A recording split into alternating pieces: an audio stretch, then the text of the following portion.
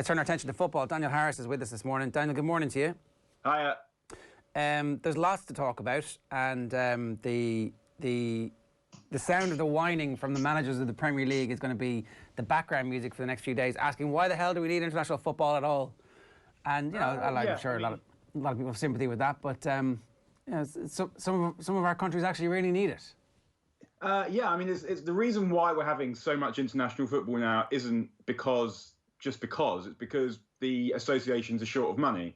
And I think what ultimately it probably comes down to a problem of redistribution, in that there's so much money swimming about in football.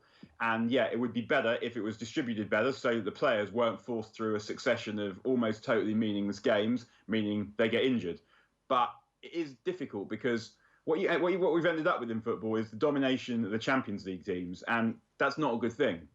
So it's kind of all these competing interests, none of which are altruistic and none of which are pure. And the ones which win do not necessarily mean they are the ones which are more righteous. So I feel it's unfortunate for the clubs that this is happening to their players. It's absolutely unfortunate for the players that this is happening for them. But the clubs are complicit in us having got to this point also. And the players are the people who are suffering here, and all they're doing is playing football. And the international associations also are suffering because of the primacy of the club game. But at the same time, they need to have been more sensible in not playing 3 games across the week. Yeah. And look, they're going to point to the fact that they had no choice because they were trying to make up for stuff. But actually, the problem was that these fixtures exist in the first place in the way that they do. And the redistribution actually is the key point there. If the national associations weren't so broke, they wouldn't be forced to bring the players over. And look, that's a kind of circular argument that we'll end up getting into. One of the immediate things that is worth talking about is the fairly chronic injury list that Liverpool have at the moment through COVID and injuries, some of which are going to be fine. So I think Henderson is not going to play tonight and limped out of the last game, but probably should be okay for the weekend. Salah, Gomez, Thiago, Trent, Oxlade-Chamberlain, Fabinho, and obviously Virgil van Dijk is still out as well. We've long said that this is a squad that can deal with almost anything that football throws at them, including trying to compete in both the Champions League and the Premier League. Maybe the squad shorn of these players for any significant period of time suddenly begins to look a bit more human. Yeah, I mean, it's possible. I think ultimately what Liverpool have, they have 2 things that they still have. One of them is Klopp, who is the best manager in the world by far. And the other thing is they have confidence and belief. So they will think that they'll be able to get by this. And I think underpinning that confidence and belief is they have goals. And as long as they've still got those strikers, they will score at least twice in most games, and that will be enough to win most games. Of course, it will make a difference. If they still don't have any decent centre-backs when Champions League gets serious, they will probably not win the Champions League. I think that is fair to say. But they will be able to. It's only a month and a half till they can buy someone, and they probably needed another centre-back anyway to play with Van Dijk because none of the other options were all that good. So they might have planned to do that in the summer. I guess they'll probably do that in January now if they can find the right one. And even if they can't find the right one, they might do it anyway. So they don't actually have that long to hang in there. And it's really still missing Van Dijk that is the main thing. Ultimately, they're not going to win or not win the league because they don't have Joe Gomez, I wouldn't have thought. Yeah, go on. No, that was Sorry, it. No, go on. I was just going to follow up on that point that I think you were going to make anyway, just about Joe Gomez. You feel that there was a drop-off anyway and that an upgrade on Joe Gomez might have been required regardless of fitness? Yeah, it's not essential. But if you were looking at Liverpool's team and you were thinking, well, where is the weakness? Where should they strengthen? Next to Van Dijk would be the obvious area. So yeah, they strengthened in midfield in the summer. They strengthened up front in the summer. And Van Dijk's partner is obviously not as good as Van Dijk, whoever it is, whether it's Gomez, whether it's Matip. So that would have been the next place that you would go anyway. And I imagine that will be the place that they will go, and they'll try and go there if they can in January. But finding the right player is difficult because there's a dearth of decent centre-backs, which is one of the reasons people are so obsessed with Van Dijk, who is excellent. I wouldn't want it to be said that I'm not saying Van Dijk isn't excellent. He is.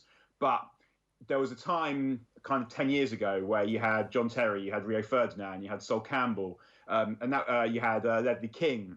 And that was just, you had Nemanja Vidic, and that was just in the Premier League.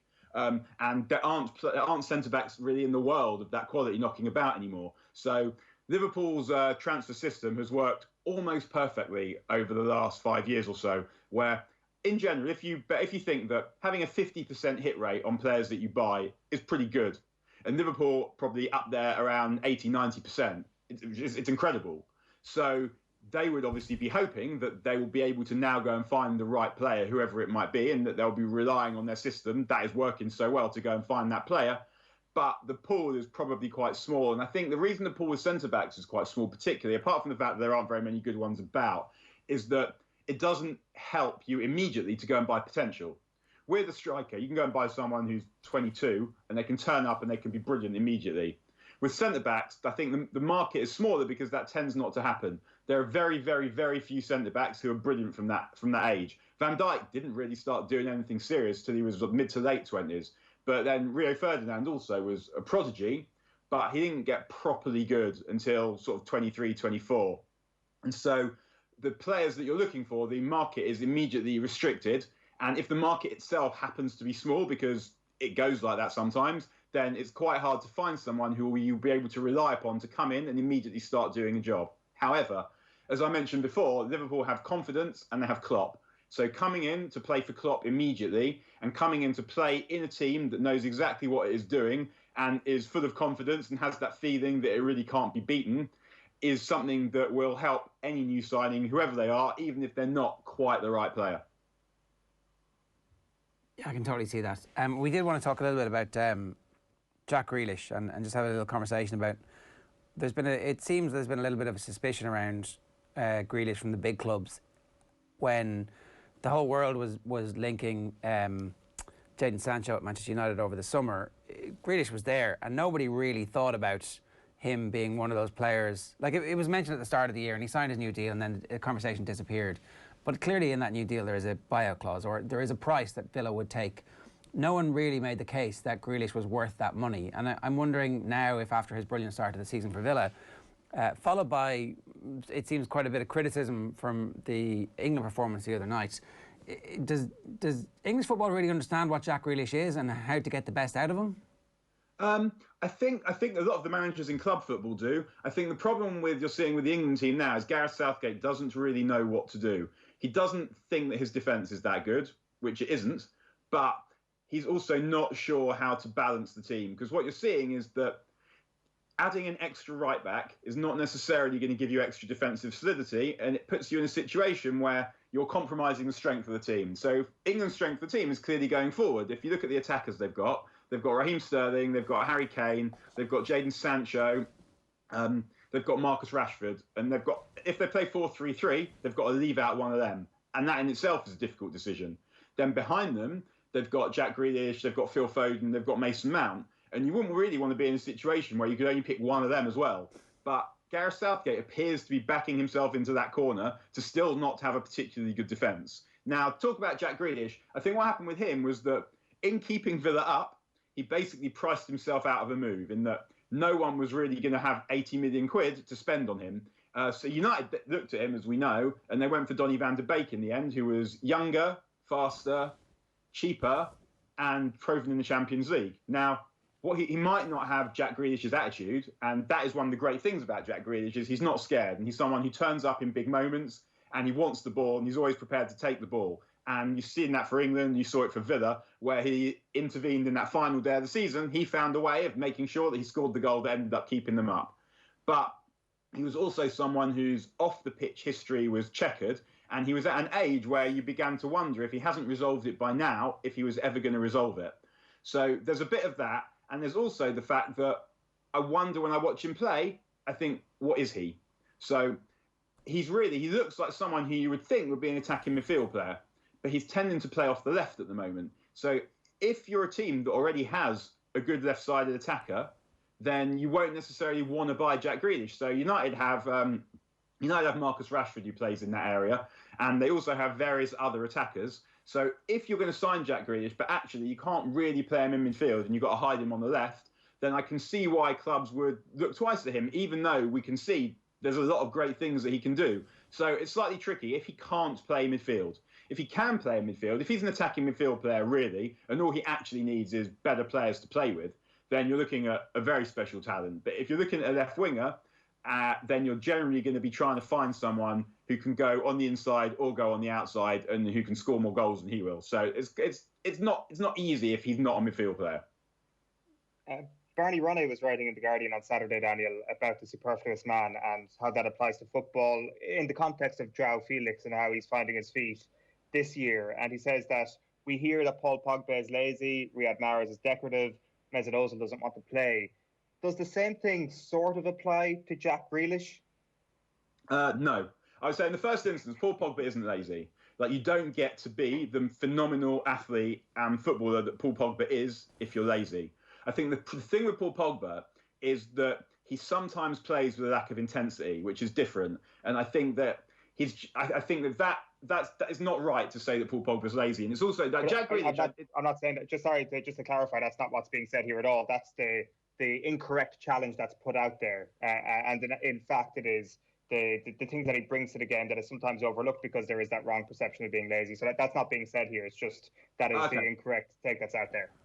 So with Jack Grealish, I'd say the difficulty with him as a player again is where he goes, and it's not that people underestimate what he does. If you watch football and you can't see what Jack Grealish does, then you have some fairly significant problems in your life that need someone other than you to sort out. You watch football and you can see what Jack Grealish does, but how you fit Jack Grealish into a team is another thing.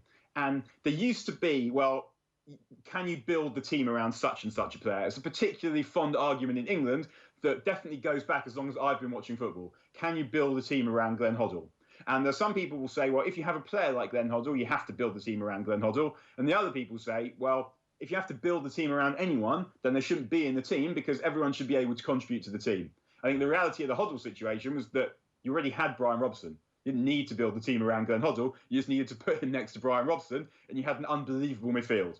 But with Jack Grealish, the difference is you wonder where he plays. So I don't see any reason why he couldn't play as in a midfield three. But you could also argue that if you have a player as good as Jack Grealish, you don't want to burden them with defending. And you're kind of seeing it now with United and Bruno Fernandes. Bruno Fernandes could definitely play as a midfield number 8. He's got the athletic ability, he's got the physical capacity, he's got the desire to run up and down. The question is whether you want to ask someone to run like that, to run up and down, or whether you want them preserving their energy to affect the game. And I think with Villa, what happened was Dean Smith realised that he had this one player, particularly once John McGinn got injured, he had this one player who was miles better than anyone else that he had. So what he did was he put him in such a situation where he said, okay, well, he'll put him on the left wing because that way he doesn't have to do a lot of defending, and it means that you get Grealish the ball. Grealish will be fresh when he receives the ball, and you make it work like that. Alan Ball did it at Southampton with Matthew Le Tissier as well, which is not necessarily a relationship that you would ever imagined working. But he realised that Le Tissier was the best player that Southampton had, so he told him didn't have to do any running, got 2 players in there to do Le Tissier's running, so they get the ball to Le Tissier whenever possible. But when you play for England, the players around you are better. And whether Jack Grealish is good enough to say, well, you just hang about over there, that's not so much the case because there are loads of other good players. So what Gareth Southgate needs to probably do, I mean, you need a squad ultimately, but it would be difficult to balance a midfield that had Grealish and Foden in it. So you might need to make a decision which one of those two it's going to be, or as they did at the weekend, they played 2 up front. They played Grealish basically off Harry Kane, and then that to me doesn't look like the best way of doing it. I can't see a way where I think that Jack Grealish is worth Marcus Rashford and Raheem Sterling, or Marcus Rashford and Jadon Sancho. But if they can find a way of getting Grealish into a 3-man midfield, then I'm fairly sure that Grealish would be more than capable of doing that. The question is whether you think that Grealish is better than Phil Foden for me, and I'm not sure that that's the case. 4-2-3-1, where he plays in the 3? Yeah, he could play in the 3, but again, like you're deciding between Grealish and Foden. I think Grealish is great. I love watching Grealish play. I love his attitude. I love his arrogance. I don't think he's better than Foden, and I don't think he's going to be better than Foden. So what I would be trying to do is I would be trying to get Foden into that team probably before I got Grealish into that team. Although I guess you could run a line that in 2020, so in 2021, next summer, you could maybe think that Foden won't quite be as good as Grealish yet. But I think that Foden is going to be one of the best players in the world. I think that Grealish is going to be an excellent player, but I'm not sure he's going to be quite that good. I did want to just briefly talk about the other thing that happens over international football is footballers go home, give interviews, the interviews get mistranslated, the whole world loses its mind, and then the proper translation comes out and everybody goes, oh, okay, Paul Pogba just has friends in France that he likes hanging out with. It's not that he automatically compared his situation at Manchester United with the situation with the French national team. Is there anything in this, or is there, like, 'cause I actually watched a little bit of the interview where he's doing its TV interview, which are, you know, it's very hard to misinterpret a TV interview. At least it was broadcast. It wasn't like this has been translated first by the journalist and then again into a different language. So when the story came out, apparently Pogba had kind of, by dint of not actually saying things were bad at Manchester, but by lavishing praise on how great things were in France, insulted the entire city of Manchester and the legion of Manchester United fans around the world. I don't know. I can see both sides. This is often the case with stuff that Pogba says. Part of me thinks, why don't you just shut up? And part of me thinks, you can say what you like. I think that it doesn't look good to be talking about those kinds of things, but if Pogba doesn't care, why should I care? Ultimately, it doesn't really come down to what he says. It comes down to what he does. And I can understand why he's unhappy that he's not playing. I think that if he's not looking at his own performances as the reason why he's not playing and therefore not happy, then that would be a mistake. And I'm sure that he would happily leave United, and United would happily have him leave if an arrangement could be found that got United enough money and got him a club he wanted to go to.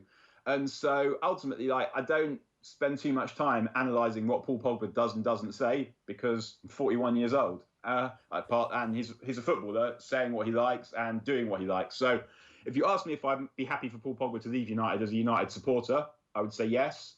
Would I be happy for Paul Pogba to leave to go and find a club and a team that suits him better? Also yes. Paul Pogba's an amazing talent. I want to see Paul Pogba get the most from his talent. And what Paul Pogba needs is a slightly different environment to the environment he has at United. So I'd be more than happy to go and see him do that elsewhere. And I think that what he needs is he needs players around him who are different to the players he has around him at United. I think it didn't look that way at the time. It didn't look that way when Bruno Fernandes arrived. But looking at it now, because after lockdown, what happened was teams weren't fit and United turned up and they looked to be fitter than everyone else and stronger than everyone else. But also, because teams weren't fit, it meant that United could carry a midfield of Pogba and Fernandes.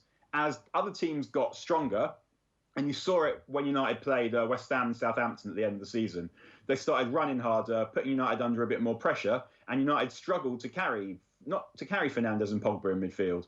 And what's happening now is that United are playing Scott McTominay and Fred, and they're running about and allowing Bruno Fernandes just to do his thing.